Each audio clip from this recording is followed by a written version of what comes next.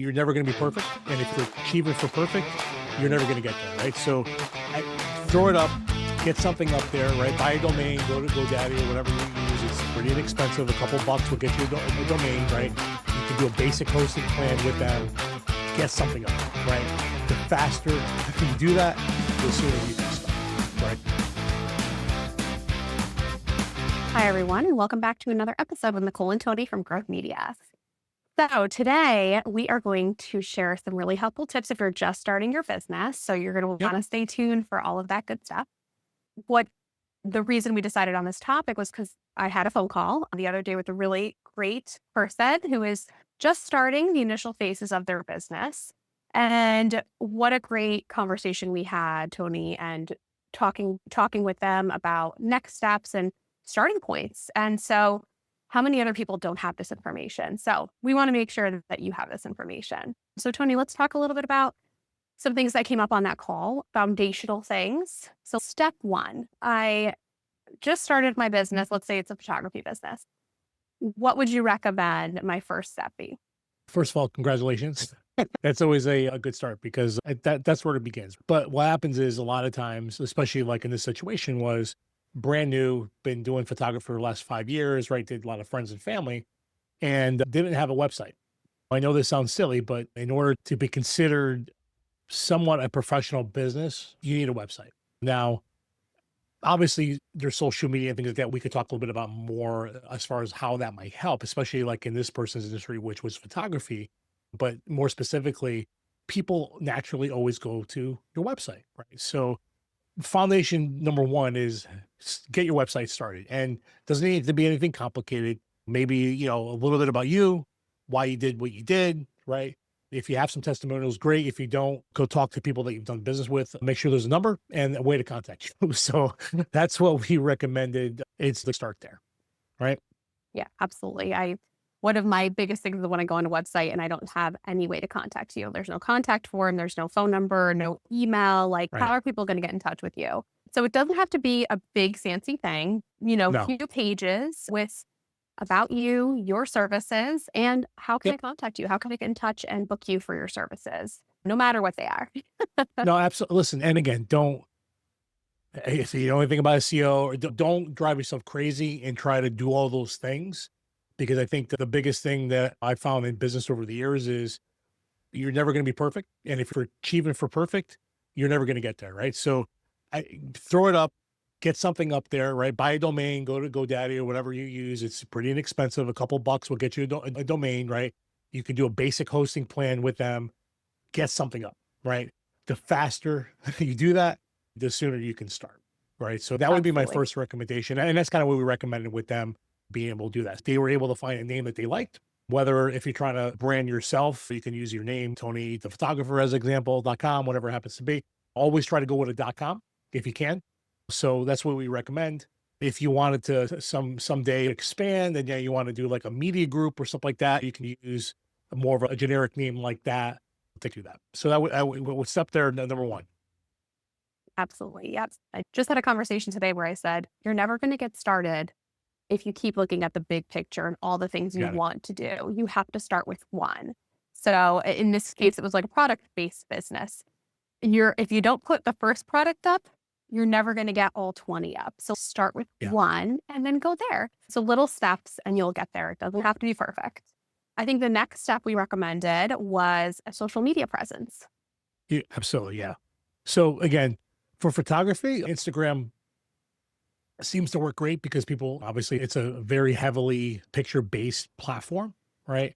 And being a photographer in this situation. But again, in any business in general, I would say Facebook and Instagram would be where to start. This is where we recommend with them. And the nice thing about that is that you can connect it to, so you can just post to one and it automatically posts to the other. Don't go into TikTok and all that other stuff right now, because again, focus on those two first, get really good at them before you decide to add another one. It just becomes way too cumbersome and it just takes so much time that, again, going back to if you're trying to do everything, you do nothing. So just staying focused on that. And again, same thing, like set up a business page, post your pictures up there, any specials you might be running. Make sure, again, you have an email address, your phone number, that they can reach you. Again, those are the basics. Try to post as much as you can, whatever. If you're posting 3 days a week, 3 days a week, that's fine. If you can do 7, that's awesome. But again, at the end of the day, post as much as you can. But there's no rules, right? The more you post, the more you become visible. So that's what we would recommend as far as social media platforms to get started, is start there. Yeah. And if you were like a videographer, obviously TikTok might be a lot easier for you to get started with, or YouTube.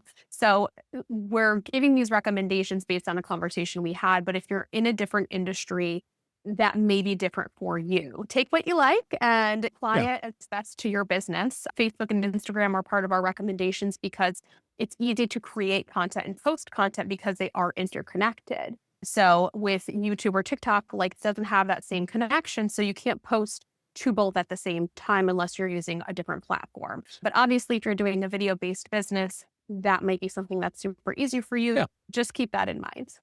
And again, to that point, depending on the industry, depending on what you're doing, we're going to recommend different platforms too, right? You mentioned video. Yeah, definitely. If you're able to do little recaps and put them on a Vimeo or YouTube that you can share, by all means, right?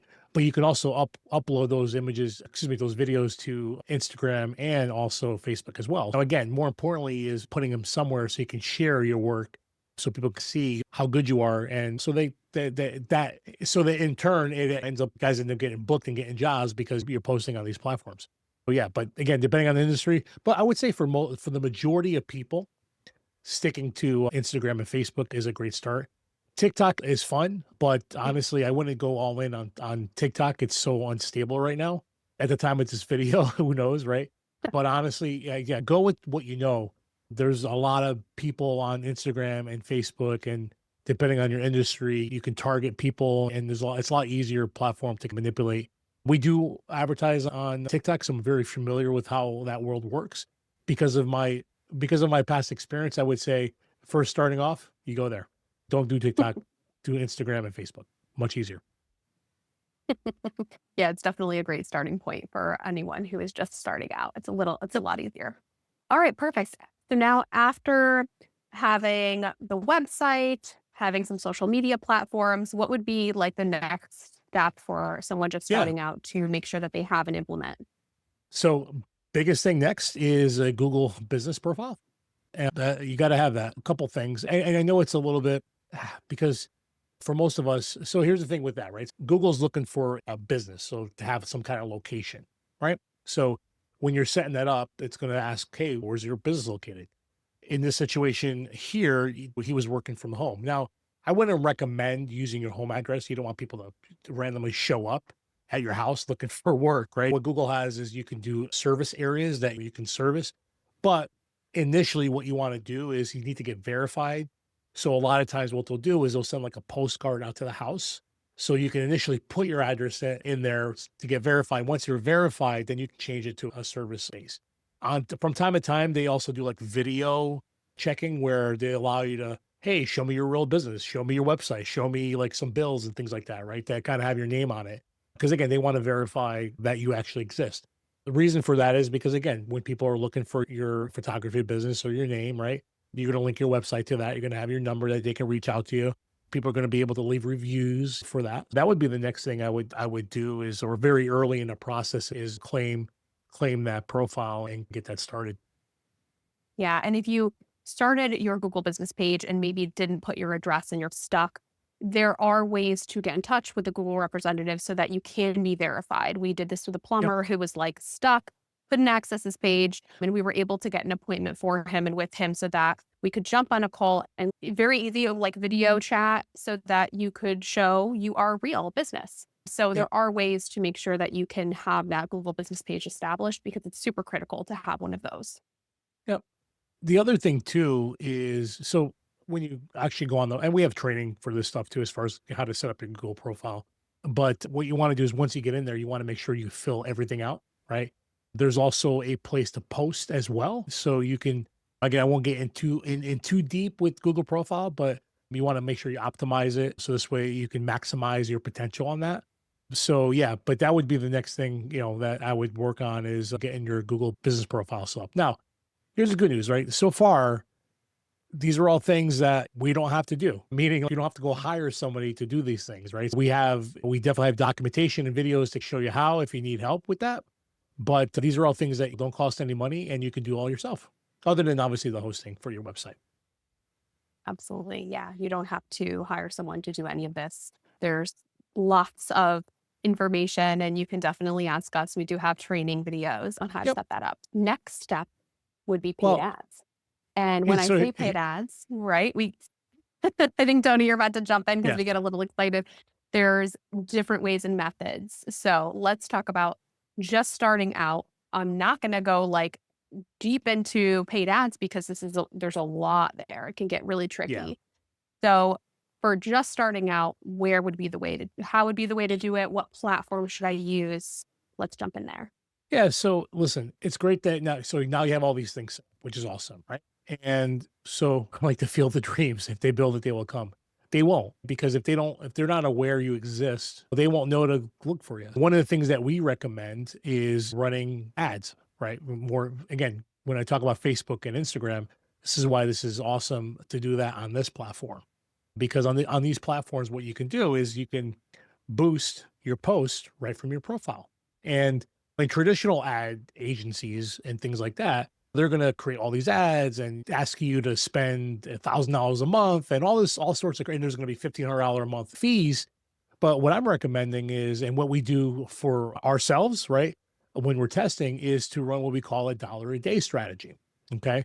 And what the dollar a day strategy says, hey, boost your post for $1 a day for 7 days, or you can do $2, whatever it happens to be. You don't have to spend a ton of money, but at least $1, right? And see how much engagement you got. Okay.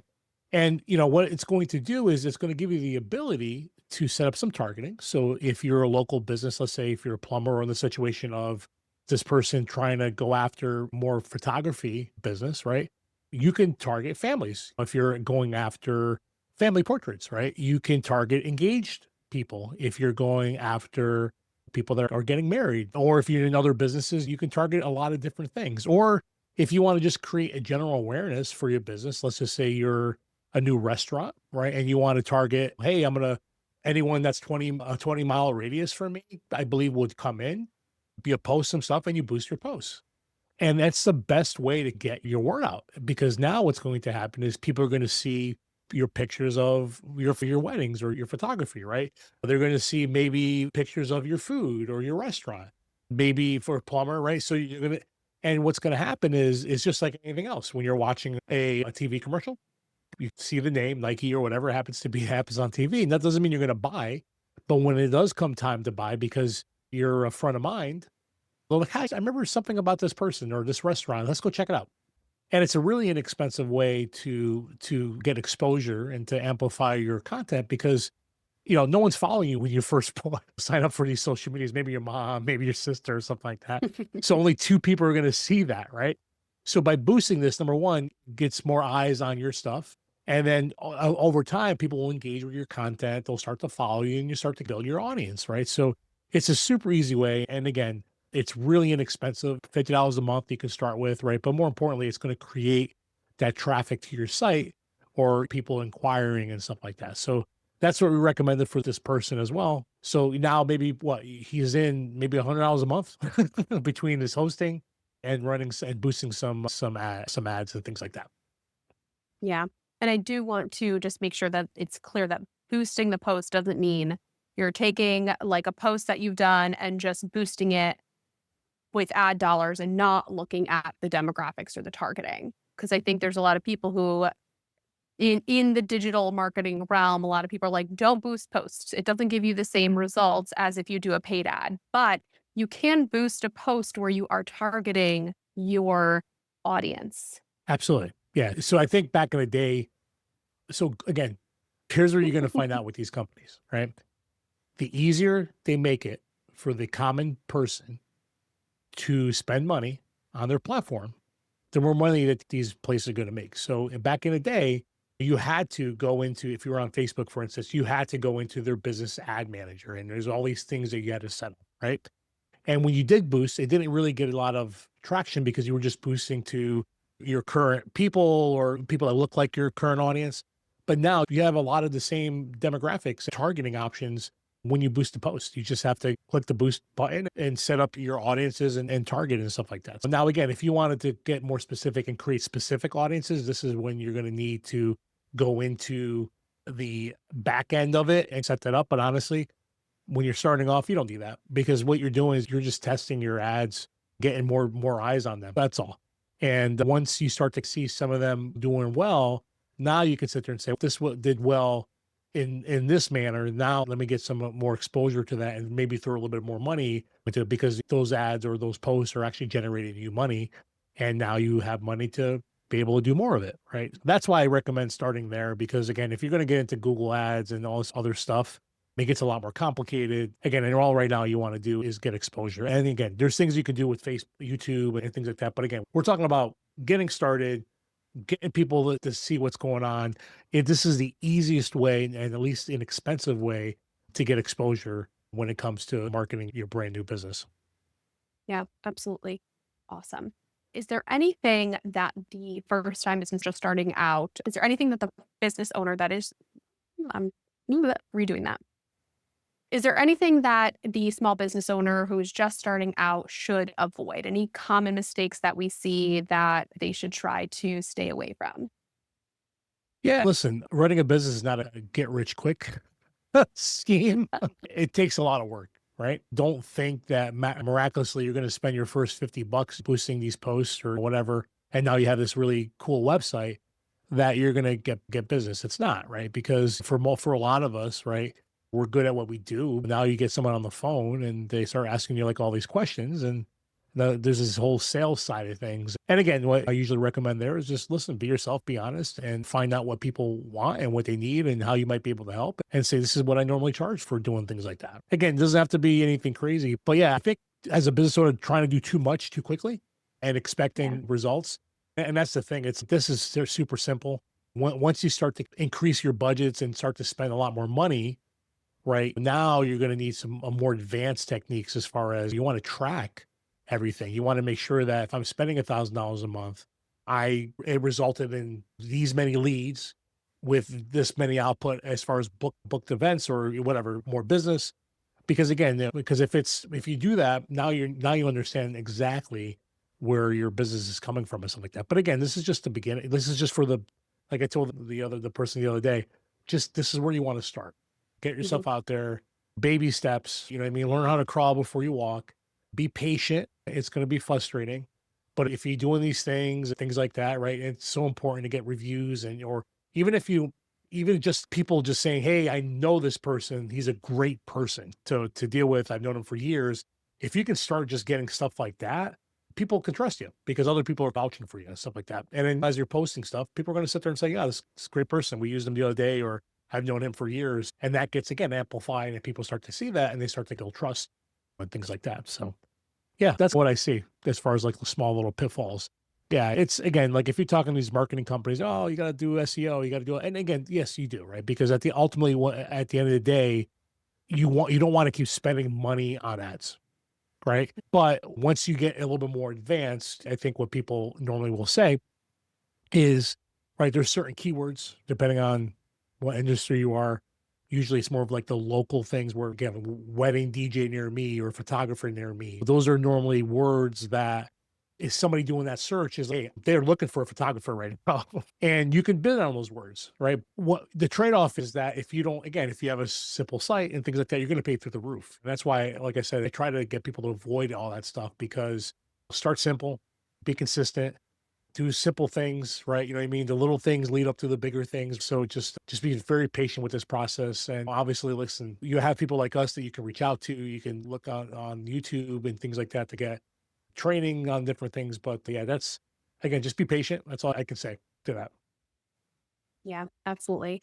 I do want to circle back because we talked about paid ads, and I did want to just talk about how do you know if it's working? What metric should they be looking at when they're doing the dollar a day strategy or boosting the post to their audience? What should they look for to know, okay, that worked. That was a successful ad. Yeah. So something you're going to see like when you're running ads, there's this metric called engagement, right? So what engagement is Did someone like a post? Did someone comment? And Facebook has different ratings. There's a point for, I think it's 3 points for if you leave a comment. If you share it, I think it's 5 points. And what the target you want to hit is a 10%, at least a 10% engagement rate. So anything above that is awesome, right? Anything below that is eh. And that just says that, again, people are not engaging with the content. So if you were to run more money towards those ads, it's just going to cost you a lot more money with a lot less impact, right? Because Facebook knows the post sucks, and now you want to spend money. So it's, if you want to show people a shitty post, I'm going to have to actually charge you more to do that. If you see posts that have over 10%, and again, if you're in your Facebook thing, you'll get to see the metrics on there, but shoot for 10%, and anything over that, just keep throwing money at that, because those are the ones that are going to work. Awesome. All right. So Yep. stay tuned for our next video, which is about scaling your business. So if you're watching this and you're going, I already have all these things set up, you would now be going from the starting to scaling your business. And that is our next video. So stay tuned. Make sure to comment Awesome. below, ask questions, and let us know what your thoughts are. And if you guys need any help, we're always here, and we look forward to seeing you on the next episode. Thank you so much.